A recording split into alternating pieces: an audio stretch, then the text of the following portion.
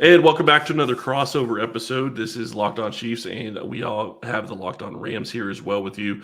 We're going to get into this game, get into the matchups, get into what we think is going to happen, and get into really how this game could play out. Thank you for listening to Locked On Chiefs and Locked On Rams, part of the Locked On Podcast Network, your team every day. Thank you for making Locked On Chiefs and Locked On Rams your first listen of the day. Don't forget, we're free and available on all platforms, including YouTube as well. I am your host, Chris Clark. He is Travis Rogers, the host of the Locked On Rams.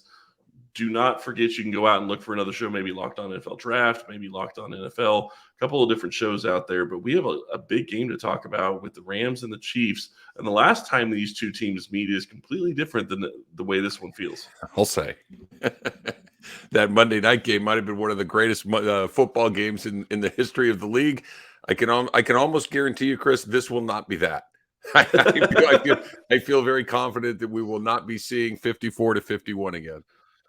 Yeah, and I'm with you on that one. I think that that is a very good call out on your part. Crossover Thursday is presented by our friends at PrizePicks. PrizePicks is so much fun and it's easy to play. No competing with other players, just you versus the projections available. Pick 2 to 5 players, and if they score more or less than their PrizePicks projection, you can win up to 10 times your money on your entry.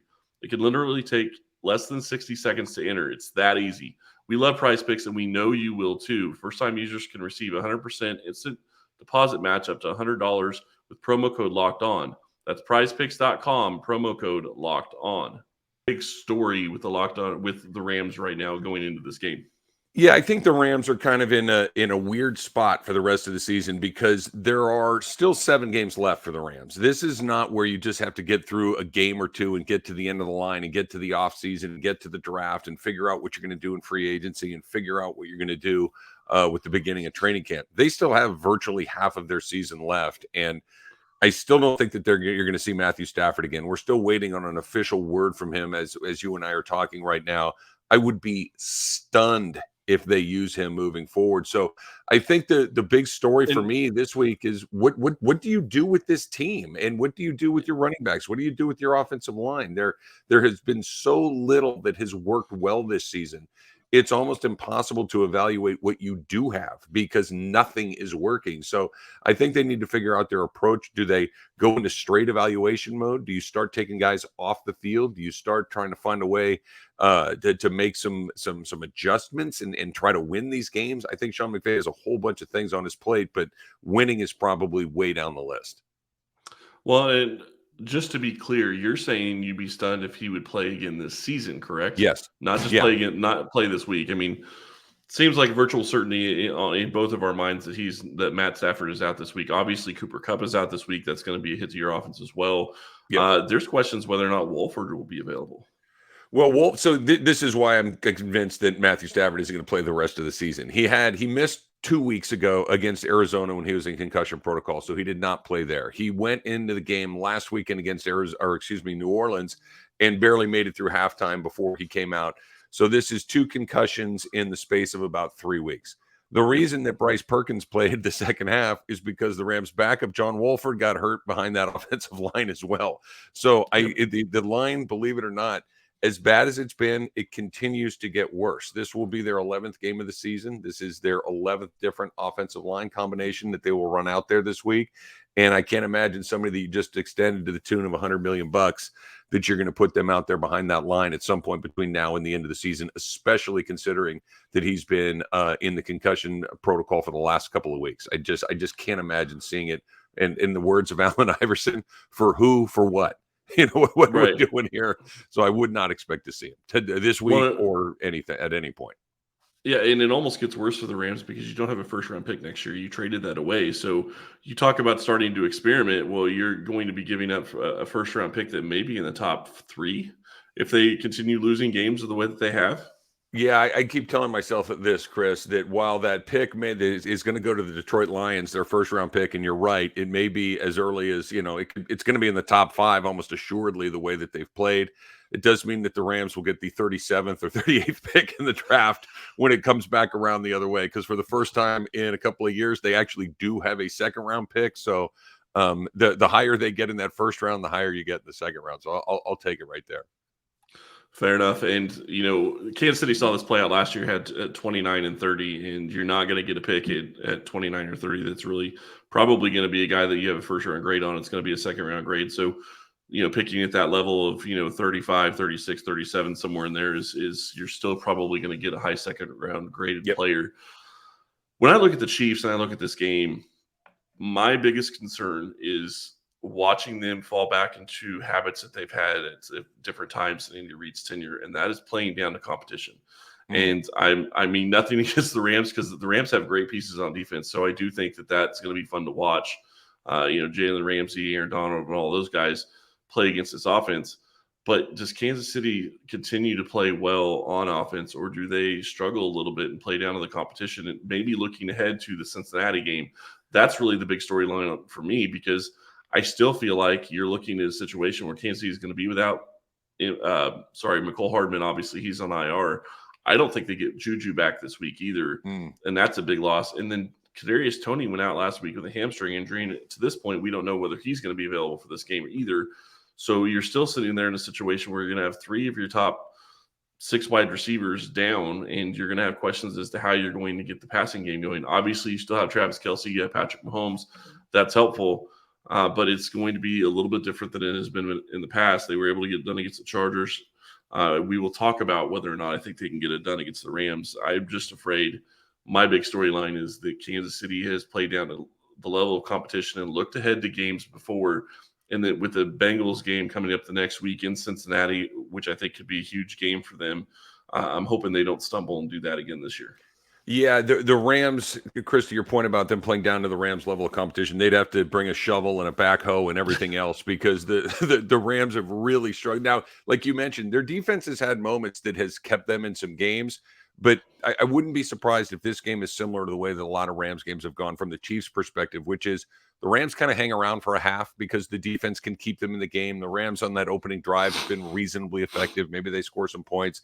Maybe they find another field goal or a touchdown somewhere, and it's 14-10 or 17-10, something like that at the half, and it feels like a football game.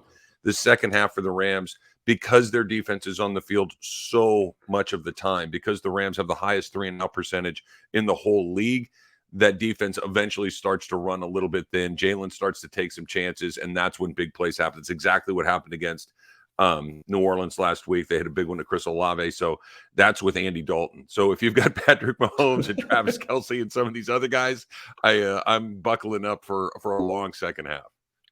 And I would hope you're right. I'm just saying that they played down to the Indianapolis Colts when the Colts could not do anything right early in the season, and they got a beat. So any given Sunday, if you play down to the level of competition, you get sloppy and you turn the ball over, anything can happen. So got to watch out for that. But I want to tell you about our sponsors. Here's a word from one of our newest sponsors, BetterHelp. This show is sponsored by BetterHelp Therapy Online. Unfortunately, life doesn't come with a user manual, so when it's not working for you, it's normal to feel stuck.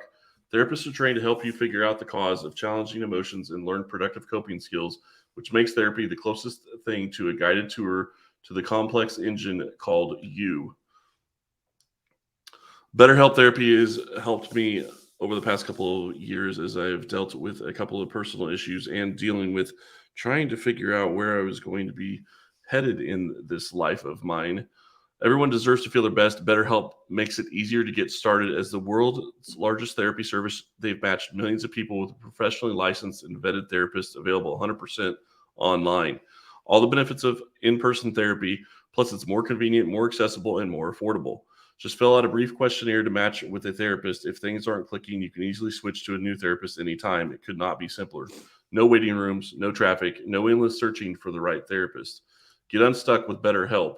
Learn more and save 10% off your first month at BetterHelp.com/locked-on. That's BetterHelp.com/locked-on. All right, so let's just dive in here and start looking at the different matchups. You talked about the Rams and where they are offensively with their offensive line.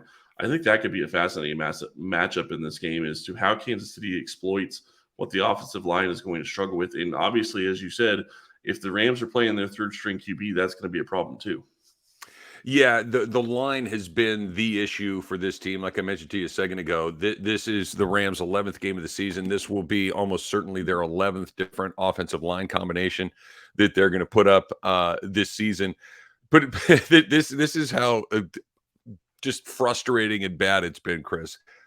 Tynesecki went down against the Saints last week, and it was, oh man, what are we going to do without him? And Tynesecki was the third string left tackle. So it went from Joe Noteboom to AJ Jackson to Tynesecki, and now you're down to Bobby Evans, who I was convinced at 4 or 5 different times this year he was going to get cut. And I'm convinced he would have gotten cut had they not been in the position that they're in, where they're just looking for bodies that can do it. So I think this is why you're most likely to see Bryce Perkins on Sunday afternoon, because, and I'm not trying to be funny when I say this, it's simply true. I think he has the best chance to protect himself with his legs. I think he has the best chance to get out of the way of what should be a pretty formidable pass rush, because under the best of circumstances, the Rams haven't been able to keep people healthy. They haven't been able to move the ball on the ground. They have not been able to give, whether it's Stafford, whether it's Wolford, or whether it's Perkins, time to look down the field, see where they want to go with the football. It is take that snap, maybe one quick read, and if it's not there, you got to tuck it and go. I think Perkins gives you your best options right there. And then, the another big matchup that I'm looking at, and I can't believe that I'm still saying this heading into week 12, is can the Rams get Allen Robinson involved? This has been, over half the season. This was one of the acquisitions along with Bobby Wagner that I thought really were going to put the Rams in a great position going forward in their title defense. And he's, Wagner's been terrific. Wagner has been everything you hoped you were going to get when you went out and got him. And Allen Robinson has been the opposite of that. He has been, his most receptions in a game is 5. He only has 3 touchdowns through the first 11 games of the season, 10 games of the season, excuse me. And they have not been able to get him going. And I'm not so sure that they wouldn't be in a spot where they're trying to figure out what they want to do with him moving forward. Can they use him? Do they need to move on from him? Can they get something for him? Because he has been an absolute disappointment all season long. Yeah, and that's a huge issue with the Rams. I mean, you look at Cooper Kupp going out. You thought that you were going to have other offensive weapons that have not materialized. You let a good wide receiver go in Robert Woods to the Titans, and now you're in a situation where you just don't have the offensive firepower. And you're talking about an offensive line that is beaten up, obviously, as you said. That's a big question going against this Chiefs defensive line, who right now ranks 4th in the NFL in sacks. And if you would have told me that at the beginning of the season, that at any point during the season they would be 4th in the NFL in sacks, I would have laughed at you. But they've been playing very well. They've been starting to get home, and they're starting to find their rhythm. Yeah, and the Rams haven't been, like we mentioned, haven't been able to protect anybody. And the opponents that the Rams have been going up against have been getting pressure on that quarterback with just 4 guys. So when you're getting that pressure with just sending the 4, and you've got 7 other guys in coverage, there's not a lot of places to put that football. And that's what everybody's been able to do, is get home with just those 4 guys. I'm wondering, Chris, what is, not that there's a lot of things that give him trouble because he's Patrick Mahomes. He's, he's the guy that is, when we were watching Sunday Night Football last week, I was watching with my wife when the other LA team scored.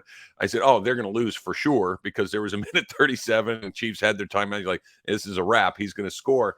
Is there a thing that gives him trouble? Is there one thing that not that shuts him down, but that he struggles with more than some others? I'm not going to say that he struggles with it more than others. I think he struggles with different things that he hasn't seen before. But his brain works so well, and he has such a great memory that if he sees a defense that he recognizes, he knows where he's going to go with the ball before the snap. And that is very hard for defenses to deal with, because when you know where you're going with the ball, and if you're just simply waiting for it to come open, you're in a great situation as a quarterback. He manipulates defenders with his eyes better than a lot of QBs in the NFL. Specifically watching that last play where Travis Kelce scored the touchdown last week, if you watch what he's doing to the safety that is on the backside of where Kelce is getting ready to run into, you see that he is focused on Justin Watson, and the safety is watching Mahomes' eyes, watching him watch Watson come across the middle of the field. And the safety starts to trail Watson. And then all of a sudden, guess what? Well, Travis Kelce is going back into that zone where that safety should be. It's a walk-in touchdown because there's nobody there to guard it. So Mahomes is great at manipulating defenders. The thing that really sticks out to me, if you want to look at weaknesses for Mahomes, it is looking at scenarios that he hasn't seen much of. A great example of this is the AFC Championship game last year, where Cincinnati came out and they played 3 down linemen and just went after him with those 3 down linemen and put 8 in coverage. That confused him because he hadn't seen a lot of it. I'm not saying that he wasn't able to figure out some of it at different times, but when you have three defensive linemen going after the quarterback and you have 8 in coverage, that's going to mix up the coverage. You're going to put the ball in places where you don't want it to go, and you're not going to get the routes you want and know where you want the ball to go. So that's the biggest thing for me is, can they figure out a defense that's going to, get home and pressure him? Because if you watched against the Chargers, they were getting to Mahomes, but it was after 4 or 5 seconds, which is partially on the QB. That's not really, you can't ask your offensive line to hold them for 6 or 7 seconds and expect that the QB is not going to get hit. So if he's willing to take those hits and throw the ball, they're in a good position. Well, you should be rest easily because the Rams have gotten virtually no pressure on anybody this season. Leonard Floyd's come around a little bit in the last couple of weeks. He did have 2 sacks against the Saints last weekend, but they just cut Justin Hollins because he has not been able to get any pressure on the quarterback. Aaron Donald, he's by any normal person standards, he's having a decent season. By an Aaron Donald sort of standard, it's been a little bit underwhelming because he's held to such a high standard, but they've been doubling and tripling him all season long. So he has not had a ton of success about getting to the quarterback, and really no one else has been able to do it. A'Shaun Robinson might not even play this week. Greg Gaines really has not been that guy that you thought might step into that role. They've never been able to really find Von Miller's replacement since he left in the offseason. So if you can bottle up Donald, or at least do the best you can with anybody can against Donald, I would expect him to have a lot of time, because that is something that the Rams have struggled with all season long. They have not put pressure on the quarterback at all.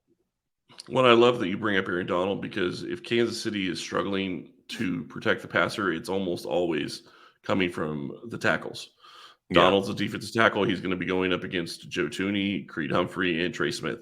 And I'm not going to say that people can't get past those 3, but those 3 are 3 of the best in the NFL as a unit, protecting the middle of that offensive line. So I think that's going to be Rams fans are very familiar with Creed Humphrey because they're still screaming that should have been the pick they took instead of Tutu Atwell a couple of years ago. So I hear his name on a regular basis, and I don't disagree. Yeah, well, thank you very much for not taking him, because he's been everything that I thought he was going to be and more, actually. Well, the good news is, Chris, is that Tutu Atwell in his 2 years with the Rams has touched the football 3 times. So that's very exciting.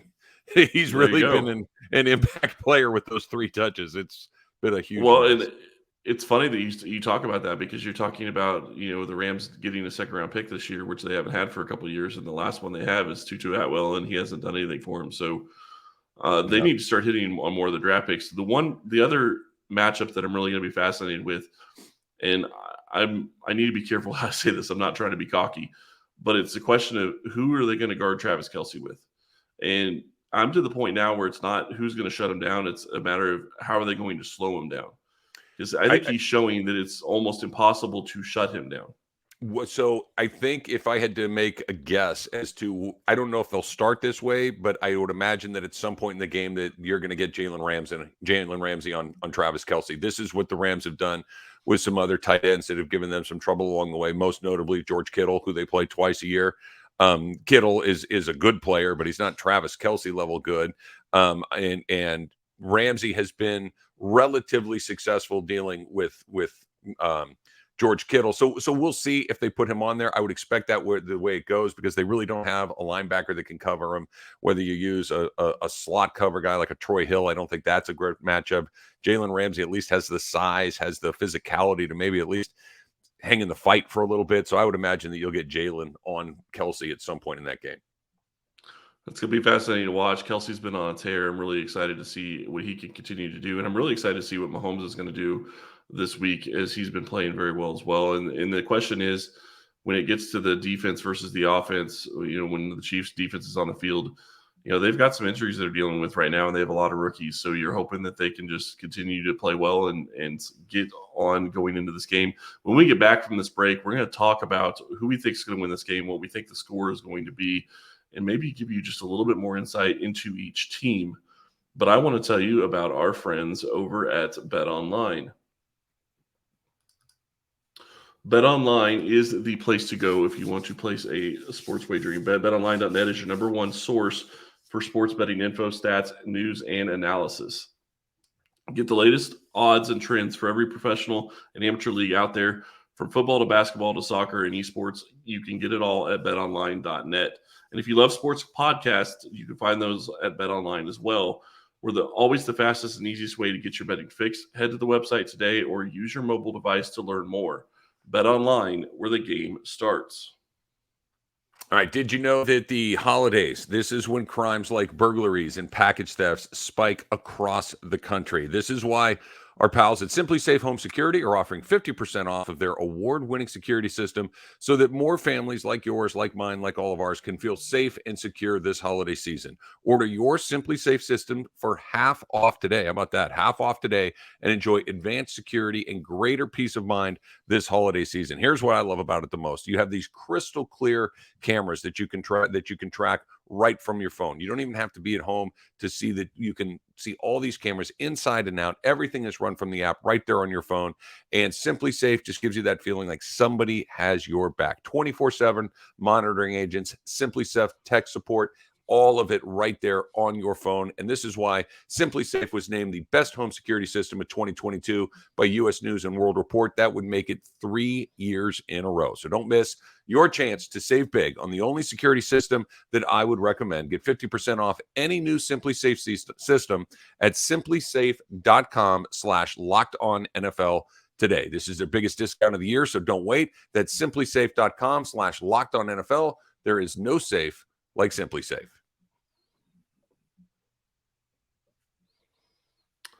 All right, let's go ahead and dive into it. So this is the fun time of the show. Let's get into predictions. What are your predictions for this game? Well, Chris, I don't know if the Rams. I'm reluctant to say this. The Rams have 7 games left. They have, of their 7 games, I think 5 are almost guaranteed L's. So you're basically looking at a team that's going to be struggling to get to 4 or 5 wins. The 2 games that they have left on their schedule are that I think are possibly winnable are both at home at SoFi against the Raiders and against the Denver Broncos, 2 teams that are struggling just like the Rams are. The Chiefs are not one of these teams. The Chiefs are one of these. I think the Rams have not scored under the best of circumstances. And what I mean by that is even when their offensive line was relatively healthy, even when Matthew Stafford was still in the lineup, even when Cooper Kupp was still playing, and Cooper Kupp on the offensive side of the ball is the one piece of this team that has worked well this season. It's looked like a Cooper Kupp season. He catches his 8, 9, 10 passes a game. It's about 100 yards. He gets into the end zone. He's gone. Stafford's gone. Allen Robinson has done nothing. Van Jefferson has done nothing. Tutu out. We'll just go right on down the line. Tyler Higbee, who has been a weapon for the Rams in the past at the tight end position, they basically have to use him as another tackle. They have to keep him in on almost every play to try to keep that quarterback safe. So as far as prediction goes, I think it's going to be a lot for the Chiefs and very few for the Rams. I think that this could get away from them because you're starting to see, they cut Darrell Henderson, they cut Justin Hollins. They're in that mode where they're trying to get guys to pay attention. Maybe there's a little bit of, bow your back a little bit and push back. They can't score. Even if the defense puts together a good performance, I still think Kansas City gets into the high 20s at least. I don't think that the Rams can get to 20 points, especially with a backup quarterback, and might not even be the backup quarterback. It might be the third string quarterback. So I would not be surprised if this were not a 35-10 sort of situation. I think that this is by far the best team that they've played all year, especially since maybe Buffalo in the opener. The Rams just don't have the horsepower to score. Here's the path for them to win if it happens. Patrick Mahomes has a very bad day and throws a couple interceptions. Maybe one of them gets returned for a touchdown, maybe a special team score, something like that. But just trying to go score for score with this team, the Rams don't have the horsepower. And I'm glad you bring that up about Patrick Mahomes having a bad day or, a special team score. I could see a special team score. Kansas City special teams has really struggled this season because of the turnover on their roster from year to year. They lost a lot of the special teams players this past offseason. It's really hurt them going into this year. So I could see that being a possibility. And quite honestly, with as well as Mahomes has been playing, you're starting. I'm getting to the point of wondering, is he going to have a bad game? Is a bad game coming? And personally, I know this probably sounds wrong, but I would actually rather him have a bad game against a team like the Rams Sure. in this game specifically, because I still think that they have the ability to win, even if he has a bad game, than him have a bad game the next week against the Bengals, where they're going to need him to be at his best. So um, I'm with you. I think that this is going to be very hard. And I will say this also: I wanted Kansas City to sign Allen Robinson. I Mm. thought he could step in. I thought he could be a number one type wide receiver. He is not that, or I haven't seen it so far this year. We'll see whether or not he's able to do that this year. I'm really curious to see, Allen Robinson and Van Jefferson against these Chiefs corners, because you have so many young guys. Trent McDuffie is playing very well for a rookie. Jalen Watson has been playing well. Joshua Williams has been playing well. They're 4 deep at corner. 3 of them are rookies, and that doesn't even mention L'Jarius Sneed. So that's going to be something to watch. I agree with you. I think that this is going to be a high-scoring game for Kansas City. I could easily see them get into the 30s. I think that's their average on points this season is just right around the 30-point mark. I could see them being at 35, could be 38, maybe even 40, depending on how this goes. But I will say this as well: when it gets to this game, if it gets out of reach for the Rams, Andy Reid is the type of coach that's not going to run up the score. So it would not shock me for it to stay lower, higher 20s if the Rams are still in the teens.